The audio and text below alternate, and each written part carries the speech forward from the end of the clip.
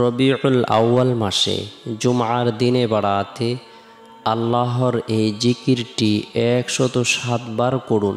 জীবনের সকল গুনাহ মাফ হবে, ভাগ্য খুলে যাবে, দোয়া কবুল হবে, আশা আকাঙ্ক্ষা পূরণ হবে।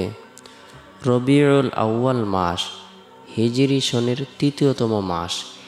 এই মাসটি আল্লাহ তাআলার কাছে অনেক পছন্দনীয় একটি মাস, বরকতপূর্ণ একটি মাস, মাহাত্ম্যপূর্ণ একটি মাস, তাৎপর্যপূর্ণ একটি মাস। এই মাসের মধ্যেই সাইয়্যিদুল মুরসালিন, ইমামুল মুরসালিন, খাতামুন নবীন, রহমাতুল লিল আলামিন, আমাদের হৃদয়ের স্পন্দন, কলিজার টুকরা, দু জাহানের সর্দার জনাবে মুহাম্মদুর রাসূলুল্লাহ সাল্লাল্লাহু আলাইহি সাল্লাম এই পৃথিবীবাসীর জন্য রহমাতুল লিল আলামিন হিসেবে আগমন করেছেন।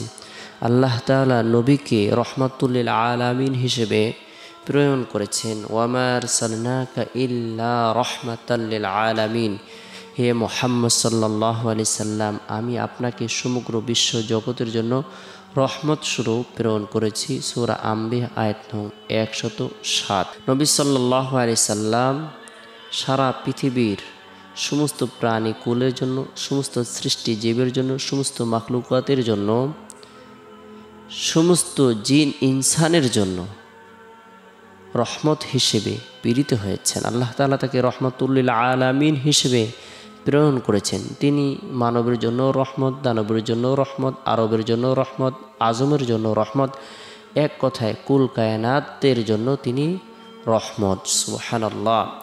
নবী করিম সাল্লাল্লাহু আলাইহি সাল্লাম এই পৃথিবীতে আগমন করেছেন। রসুলের আগমনটি এমনই বরকতপূর্ণ এবং ফজিলতপূর্ণ আগমন, রাসূলুল্লাহ সাল্লাল্লাহু আলাইহি সাল্লাম যখন জন্মগ্রহণ করেছেন ওই সময় অগ্নি পূজকদের বিশাল বড় একটি অগ্নিকুণ্ড ছিল। যারা আগুনের পূজা করত ১০০০ বছর পর্যন্ত সে আগুন কোনোদিন নেবেনি। রাসূল সাল্লাল্লাহু আলাইহি সাল্লাম যখন জন্মগ্রহণ করেছেন সে আগুনটি নিভে গিয়েছে। কাবা শরীফের মধ্যে অসংখ্য অগণিত মূর্তি ছিল। সে মূর্তিগুলো, পাথরের মূর্তিগুলো আল্লাহ তাআলার সিজদায় অবনীত হয়েছে। রাসূলুল্লাহ সাল্লাল্লাহু আলাইহি সাল্লাম খাতনাকৃত অবস্থায়, নার কাটা অবস্থায় জন্মগ্রহণ করেছেন। জন্মের সাথে সাথে আল্লাহ তাআলার শুকর আদায় করেছেন। মা আমেনা বর্ণনা করেন, মুহাম্মদ যখন আমার গর্ভে ছিল আমি কোনো ধরনের কষ্ট অনুভব করিনি, কেননা তিনি দয়ার নবী, রহমাতুল লিল আলামিন। মুহাম্মদ যখন ভূমিষ্ঠ হয়েছে আমার কোনো ধরনের প্রসব বেদনা হয়নি। রাসূলুল্লাহ সাল্লাল্লাহু আলাইহি সাল্লামের বরকতময় এই জন্ম রবিউল আউয়াল মাসেই হয়েছে। তবে রাসূল সাল্লাল্লাহু আলাইহি সাল্লাম বিশ্ববাসীকে শোক সাগরে ভাসিয়ে রবিউল আউয়াল মাসেই এই দুনিয়া থেকে চলে গিয়েছেন। রবিউল আউয়াল মাসটি বরকতপূর্ণ এবং সাপ্তাহিক উত্তম দিনসমূহের মধ্যে সবচেয়ে শ্রেষ্ঠ দিন হলো জুমার দিন। এই দিনটির মধ্যে আল্লাহ তাআলা নূর প্রদান করে থাকেন, দোয়াকে কবুল করে থাকেন। জুমার দিনে অথবা রাতে কোনো মুমিন মুসলমান যদি ইন্তিকাল করে মারা যায়, আল্লাহ পাক রব্বুল আলামিন তাকে কবরের ফিতনা, কবরের সওয়ালজবাব, কবরের আযাব থেকে নিরাপত্তা দান করেন। আল্লাহ তাআলা তাকে শহীদি মর্যাদা দান করেন।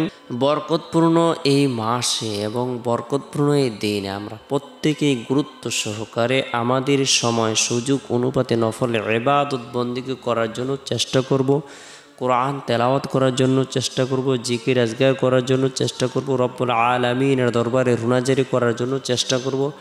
আল্লাহ তাআলা গায়বী সাহায্য প্রদান করবেন। আল্লাহ তাআলা গুনাহকে মাফ করে দিবেন, পদমর্যাদাকে বৃদ্ধি করে দিবেন। বরকতপূর্ণ এই দিনে আমরা বিশেষ করে ফজরের নামাজ সম্পূর্ণ করার পর সূরাতুল কাহাফ তেলাওয়াত করব। যে ব্যক্তি জুমার দিন আল্লাহ তাআলার প্রতি পরিপূর্ণ বিশ্বাস রেখে সূরাতুল কাহাফ আমল করবে, তেলাওয়াত করবে, আল্লাহ তাআলা তাকে দাজ্জালের ভয়াবহ ফিতনা থেকে নিরাপত্তা দান করবেন। আল্লাহ তাআলা আসমান জমিন পর্যন্ত বিশাল বড় একটি নূর প্রদান করবেন। তার অন্তরের মধ্যে আল্লাহ তাআলা নূর প্রদান করবেন, যে নূরটি দীর্ঘ ১ সপ্তাহ পর্যন্ত তার অন্তরের মধ্যে চমকাইতে থাকবে। জুমার দিন যে ব্যক্তি সূরাতুল কাহাফ আমল করবে, আল্লাহ তাআলা তার জন্য ৭০,০০০ ফেরেশতা নিযুক্ত করে দিবেন। এই 70,000 ফেরেশতা দীর্ঘ 1 সপ্তাহ পর্যন্ত তার জন্য মাগফিরাত কামনা করতে থাকবে। আমরা গুরুত্ব সহকারে জুমার দিন ফজরের নামাজের পর থেকে নিয়ে জুমার নামাজের আগ পর্যন্ত যে সময় রয়েছে এই সময়ের মধ্যে সূরাতুল কাহাফ আমল করার জন্য চেষ্টা করব। পরিবার পরিজনদেরকে, আত্মীয় স্বজনদেরকে, স্ত্রী সন্তানদেরকে অবশ্যই সূরাতুল কাহাফ তেলাওয়াত করার ব্যাপারে উৎসাহ প্রদান করব। এরপরে জুমার দিন জুমার নামাজ সম্পূর্ণ করার পর মা বোনেরা জোহরের নামাজ সম্পূর্ণ করার পর নিরিবিলি এক পরিবেশের মধ্যে বসে গুনাহ মাফের উদ্দেশ্যে তওবার নিয়তে 107 বার ইস্তিগফারের আমল করব। আস্তাগফিরুল্লাহ রাব্বি মিন কুল্লি যামবি ওয়া আতুবু ইলাইহি, আস্তাগফিরুল্লাহ রাব্বি মিন কুল্লি যামবি ওয়া আতুবু ইলাইহি। এই ইস্তিগফারের বরকতে আল্লাহ পাক রব্বুল আলামিন পাহাড় পরিমাণ গুনাহ মাফ করে দিবেন, সমুদ্রের ফেনা পরিমাণ গুনাহকে মাফ করে দিবেন, গায়েবী সাহায্য প্রদান করবেন, ধনী এবং সুখী বানিয়ে দিবেন ইস্তিগফারের আমলের বরকতে। ইস্তিগফারের আমল করব। এরপরে সবচেয়ে পাওয়ারফুল বরকতপূর্ণ একটি দোয়া, যে দোয়াটির জিকিরের মাধ্যমে বান্দা যদি আল্লাহ তাআলার দরবারে কোনো কিছু কামনা করে, বাসনা করে, বিশেষ করে সে যদি নিষ্পাপ হতে চায়, যদিও তার গুনাহ 70 বছরের হয় না কেন, 80 বছরের হয় না কেন, 90 বছরের হয় না কেন, এই দোয়াটির জিকিরের মাধ্যমে আল্লাহ তাআলা তার জীবনের সগীরা কবিরা, জাহেরি বাতিনি, শিরিক বিদআত, ইচ্ছায় অনিচ্ছায়, গোপনে প্রকাশ্যে সকল গুনাহ খাতাকে মাফ করে দেবেন। সুবহানাল্লাহ।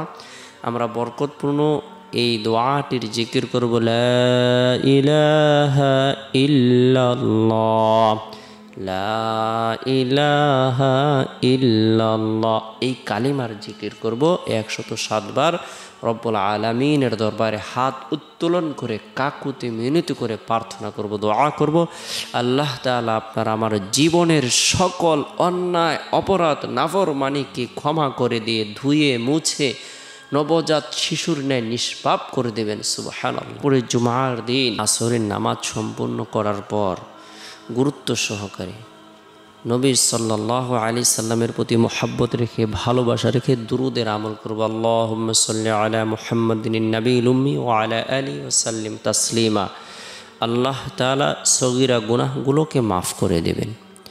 এরপরে জুমার দিন সবচেয়ে বরকতপূর্ণ যে মুহূর্তটি সেটি হলো মাগরিবের পূর্ব মুহূর্ত। এই সময় আমরা প্রত্যেকেই আমাদের সময় সুযোগ অনুপাতে কিছু নফল ইবাদত বন্দেগী করব। বিশেষ করে সূরাতুল ইখলাস বেশি বেশি করে তেলাওয়াত করব। সূরাতুল ইখলাস যে ব্যক্তি তেলাওয়াত করবে, সূরাতুল ইখলাসকে মোহাব্বত করবে, ভালোবাসবে, এই সূরার ভালোবাসা থেকে জান্নাত পর্যন্ত পৌঁছায় দেবে। সুবহানাল্লাহ। সূরাতুল ইখলাসের আমল করার পরে রব্বুল আলামিনের দরবারে নিজের জন্য, পরিবার পরিজনদের জন্য, জীবিতদের জন্য, মৃতদের জন্য, বিশ্ববাসীর জন্য দোয়া করব। আল্লাহ তাআলা সকলকে যেন মাফ করে দেন, সকলের সকল ধরনের বিপদ আপদ, অভাব অনটল, দুঃখ কষ্ট, চিন্তা পেরেশানি আল্লাহ তাআলা যেন দূর করে দেন। এরপরে জুমার দিন শেষ হওয়ার পর যে রাত আসে, এটা রাতটি হলো ফজিলতপূর্ণ একটি রাত। এই রাতের মধ্যে বিশেষ করে সুবহানাল্লাহ 33 বার, আলহামদুলিল্লাহ 33 বার, আল্লাহু আকবার 34 বার এই তাসবিহ তাহলিল তাহমিদ পাঠ করব।